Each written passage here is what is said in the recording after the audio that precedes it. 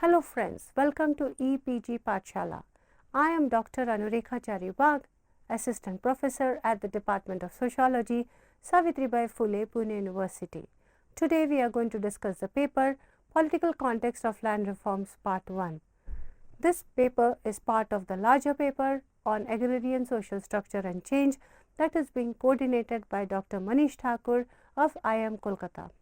In this module, Political Context of Land Reforms, we try to bring in an interlinkages between two important contexts. One is the whole political context and that of land reforms. Further, trying to understand land reforms, we will also look into the relationship between political processes and policy making. We need to understand that the whole idea of land reforms was something that was implemented by the government from above. And we also need to understand that the way the government decided on the form and structure of the land reform had also had to do with mass movements demanding rural reconstruction through land reforms. This whole idea that land reforms would help us redistribute the kind of access to land resources, thereby help us to understand and kind to bring down rural inequality and marginalization is something very important for us to understand. In this module, we try to understand the political context of land reform in the early decades of post-independent India. The political strategy of the Congress party during the independence movement was to involve peasantry with a view to take the nationalist movement to the rural areas of the country. To mobilize peasants, it promised to abolish the zamindari system that had been introduced by the British. The zamindari system was born out of the necessities of the colonial rule, that is to collect revenue on the land. The Permanent Settlement Act of 1793 introduced the zamindari system, which helped the British in the collection of land revenue. Since the zamindars were part of the political and administrative structure of the British rule in India, the Congress party articulated the abolition of zamindari system to gain the support of the peasantry in the nationalist movement, whose ultimate goal was to fight for independence from the British rule. The significant association of the political parties with the question of land policy commenced with the launching of the Champaran Satyagraha led by Mahatma Gandhi in Bihar in the year 1917, espousing the cause of the tenant farmers. The first programmatic declaration regarding land reforms was made in the year 1931 by the Indian National Congress in the famous Karachi Resolution, which stated substantial reduction in agricultural rent or revenue paid by the peasantry, and in the case of uneconomic holding, exemption from rent for such a period as may be necessary by reason of such sub-reduction.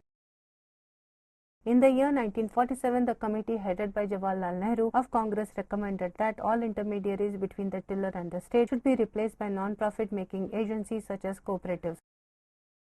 It also recommended the surplus land over such a maximum should be acquired and placed at the disposal of the village cooperatives. In the post-independence period, the Congress party's land policy focused on the abolition of intermediaries and tenancy reform, but did not initially address the question of land ceiling and land redistribution. International context. Land reforms were an important agenda in the socialist revolutions that took place in Russia and China in the 20th century.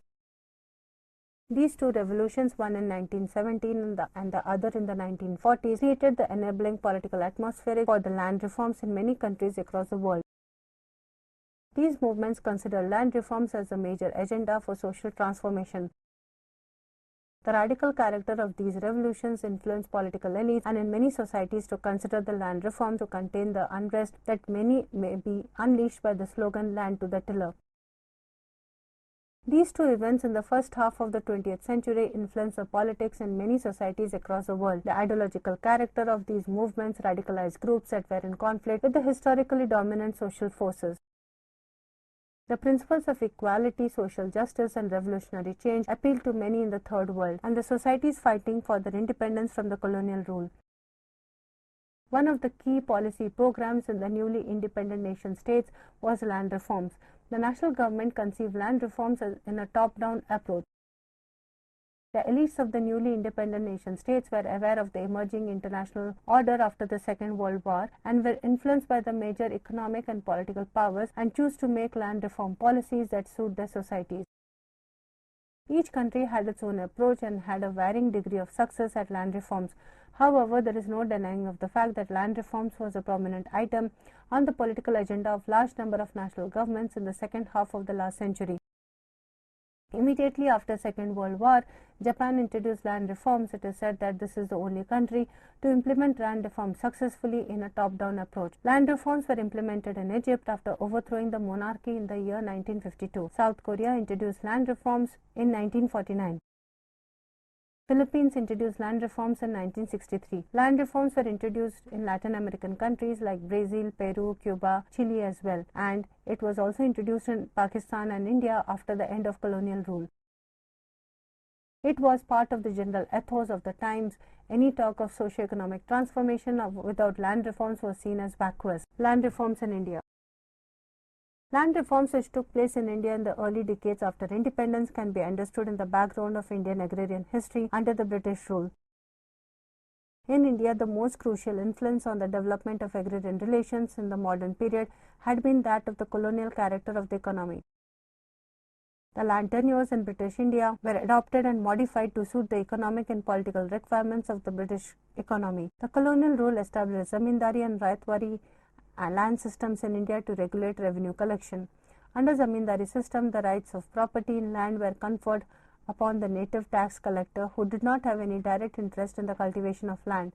As a result, millions of people who had been the proprietors as well as cultivators of their own lands were reduced to the position of mere tenants at will on their own fields. Under the Raitwari system, no intermediary provisions were made and recognized, and actual tillers were vested with the heritable and transferable right of property in the lands. The proprietary rights of the zamindars and riots were not absolute. British government was supreme. It was free to determine the amount of revenue of land that was payable to the state. If proprietors defaulted in the payments of revenue, the British administration had the right to auction the land. In zamindari, the areas, the consequent inability to meet these revenue demands has led to compulsory transfer of land on a vast scale from the traditional nobility to the more rapacious money lenders and speculators.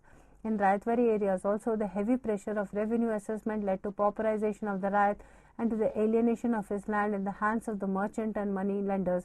Thus, in both areas, there developed a class of intermediary proprietors between the actual cultivator of the soil and the state, which through a process of sub-infeudation grew into a hierarchy of non-cultivating landed assets interest.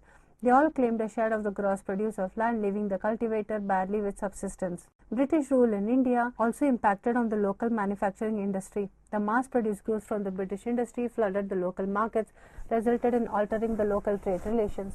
Many people who were employed in non-agricultural activities lost their employment and took to agriculture as wage laborers or tenant cultivators. On the other hand, many tenants or peasants with land had to lose rights over the land to money lenders when they were not able to pay the loans back. Independent India inherited a land system where non-cultivating landed interests laid major claim in the produce, leaving the cultivator to subsistence cultivation. Against this background, the nationalist movement promised a better future for the peasant, as if articulated a concerted agenda for land reform. Land reforms in India have been mostly state-led and have followed top-down approach.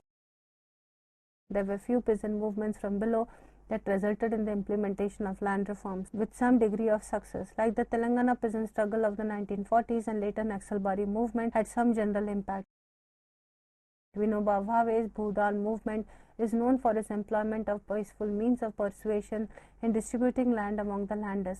But these movements did not have a pan-India presence, and the onus of setting agenda for land reform solely fell on the national government. The union government set the agenda through its 5-year plan. The basic orientation of land policy set by the 5-year plans was to provide a framework for economic development and political stability.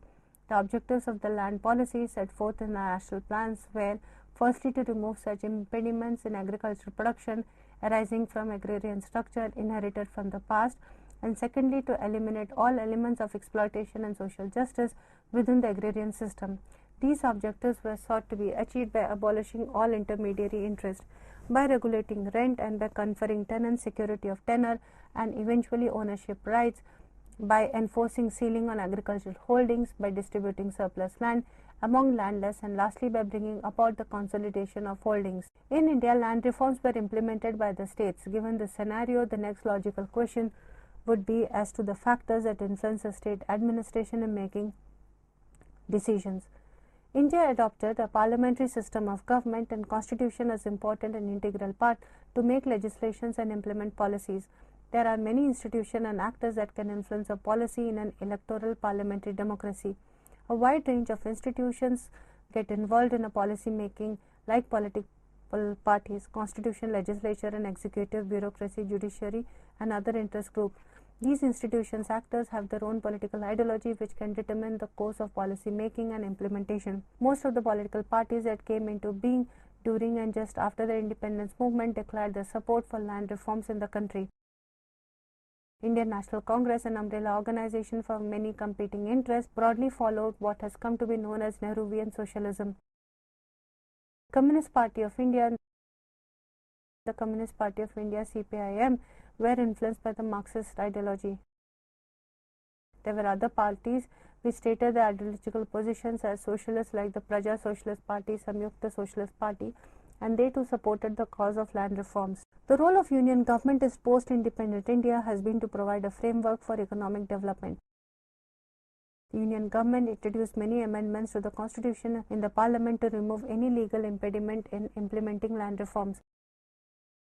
The Union government and the state government are guided by the directive principles of state policy, which describe broadly the future role of the state in respect of the institution of property. Though the term property does not occur at any place in this part, a large number of provisions impinge upon the institution of property and relate to the following matters: the duty to promote a social order based on economic justice, the duty to distribute all material resources and avoid concentration of wealth which is subservient to the common good, the duty to promote economic interest of the weaker sections of society, and obligation to assure adequate means of livelihood, equal pay for equal work, avoidance of abuse of exploitation, a just and human conditions of work, a living wage and a decent standard of living, public assistance in case of want, adequate standard of public health, and reorganization of agriculture and husbandry, which poses a financial burden on the state and would require a greater share of return according to the owner from the use of property. Land reforms agenda featured in all election manifesto of all political parties, both for national elections and at the state elections in the post-independent India.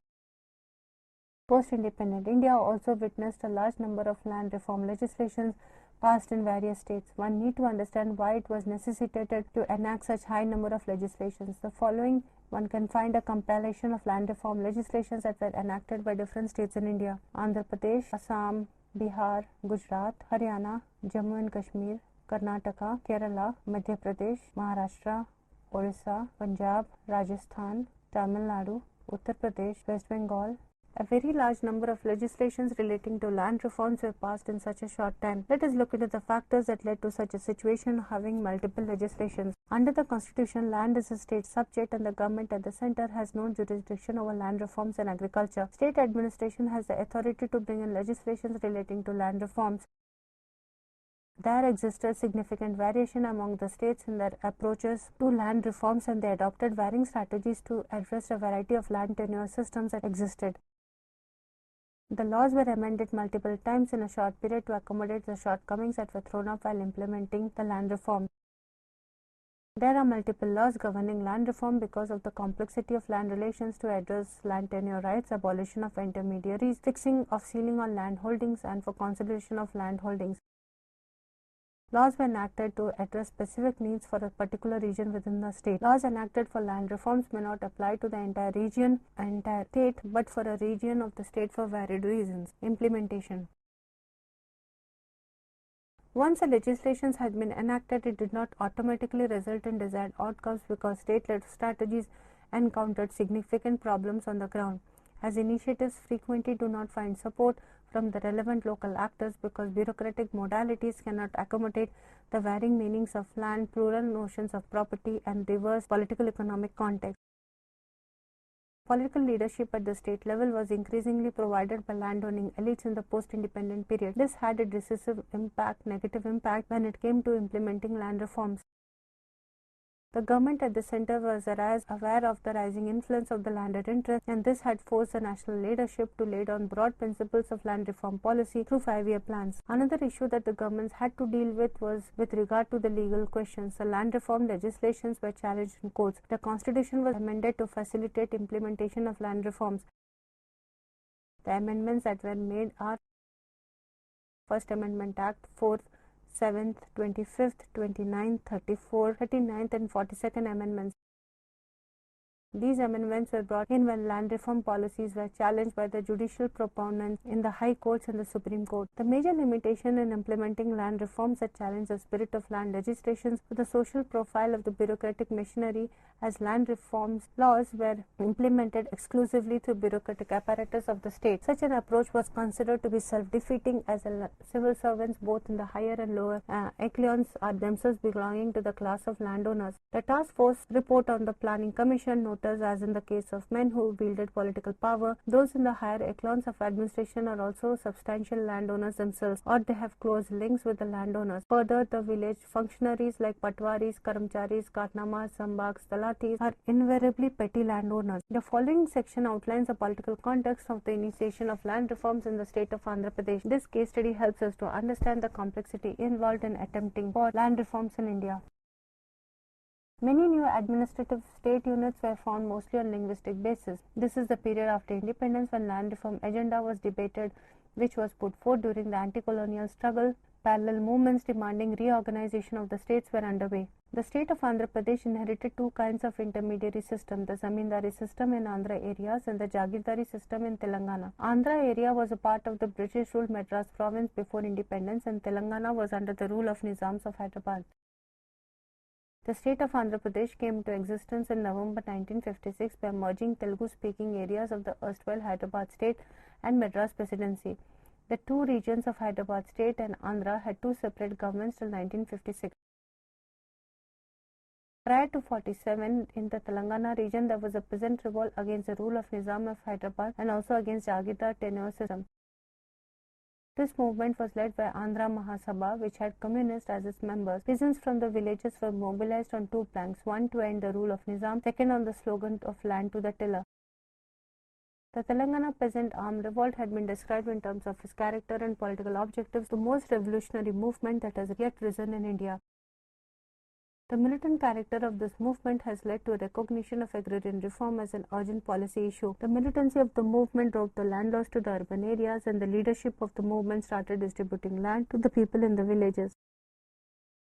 After the end of police action, a military governor was appointed to administer the affairs of the state. The new administration, to counter the peasant movement, announced the abolition of the jagirdari system. The Hyderabad abolition of Jagirdars regulation was promulgated on August 15, 1949, and later appointed governor constituted Hyderabad Agrarian Reform Committee.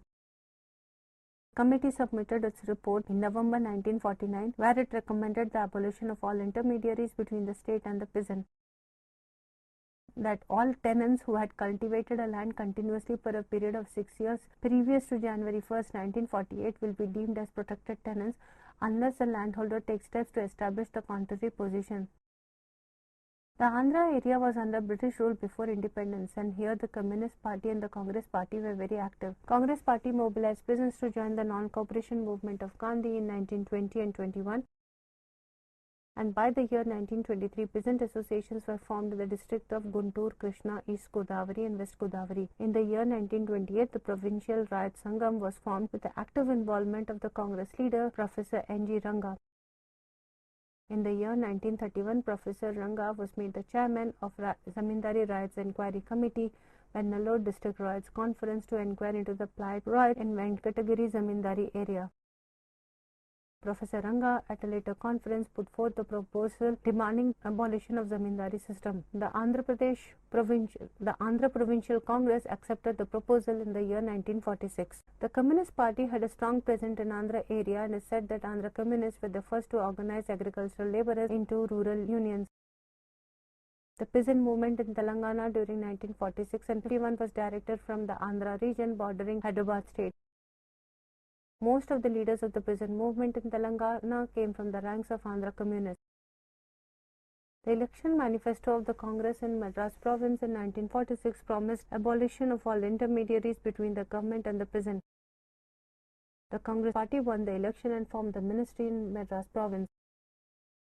The Communist Party and the other peasant organizations demanded the abolition of zamindari system as promised by the Congress before elections. The government at the province, under pressure from communists of the Madras Estate Abolition and Conversion into Right-Wary Act, was passed in 1948, where under this act, A. all zamindars and inamdari estates were abolished.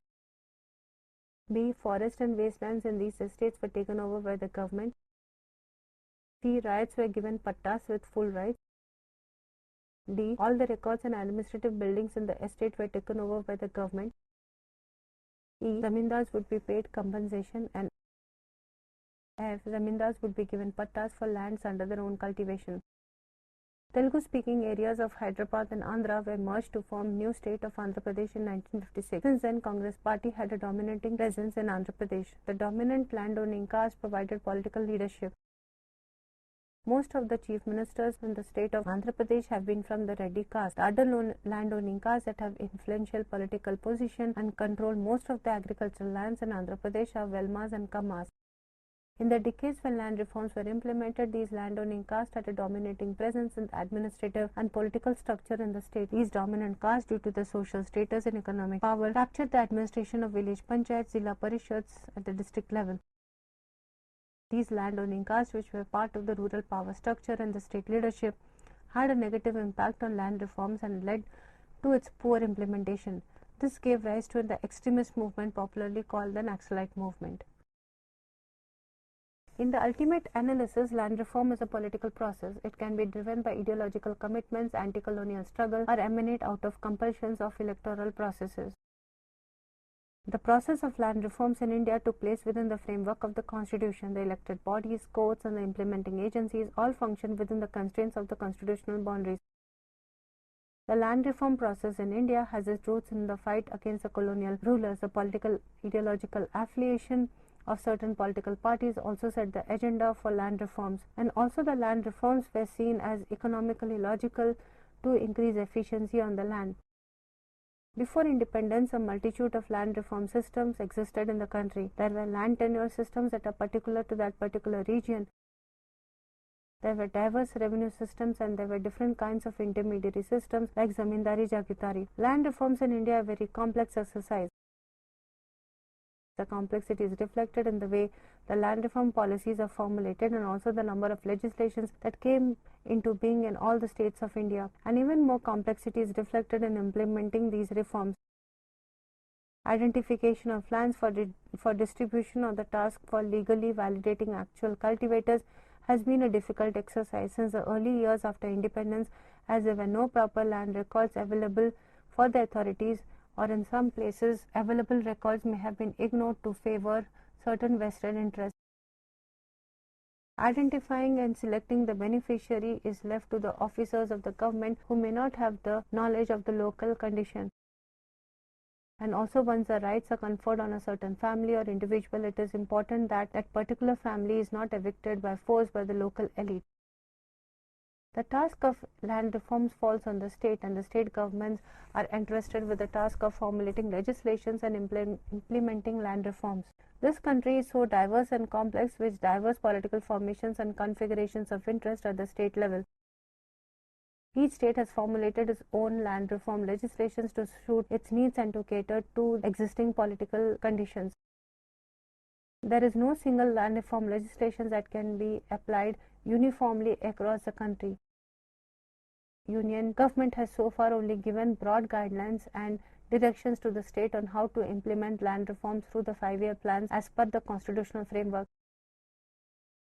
As each state has to formulate its own law, this has resulted in huge number of land reform legislations in the country, and some states made the laws that has jurisdiction limited to certain areas and regions within the state. It becomes difficult to study all the state laws on land reform. In this module on land reforms, we have focused on the large issue of intermediaries, which has really impacted upon the experience of land reforms in India. The idea of intermediaries which are present within the agrarian social structure has negatively impacted the implementation of land reforms. Within the land reforms implementations, the challenges include political processes, especially in terms of lack of political will. Further, we also have to focus on the Constitution of India that provides us frameworks for us to understand how to implement land reforms.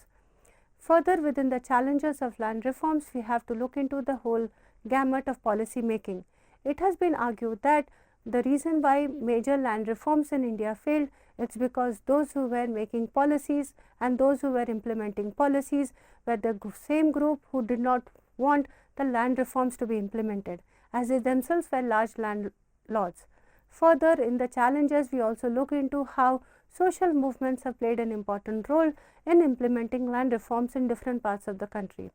Further, due to the ineffective implementation of land reforms, we have also seen the increase in landlessness and also how the issue of caste has played a very important role in structuring the implementation of land reforms in India. Thank you.